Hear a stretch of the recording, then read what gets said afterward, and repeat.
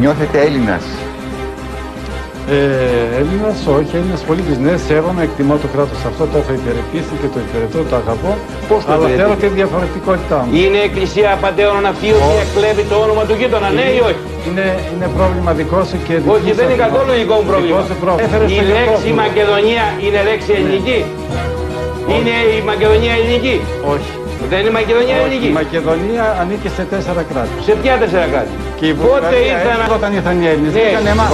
Μπορείς να είσαι Σλάβος, αλλά είσαι υποχρεωμένος. Σλάβος δεν είμαι Μακεδόνας. Ναι, μπορεί να είσαι σε εκκλησία και να είσαι καθαρημένος. Είσαι μιας εκκλησίας απατεώνων. Είμαι Μακεδόνας. Δεν είσαι Σλάβος. Εσείς είστε βλάχος. Εσείς είστε βλάχος. Πέστε τη δικιά σας ταυτότητα. Μάλιστα. Εσείς είστε βλάχος. Το όνομα είναι δυσύλλαβο, βλάχος. Εσείς είστε Σλάβος. Μακεδόνας. Η Μακεδονία είναι ελληνική. Απατεώνα, άντε φύγε από το θάμο.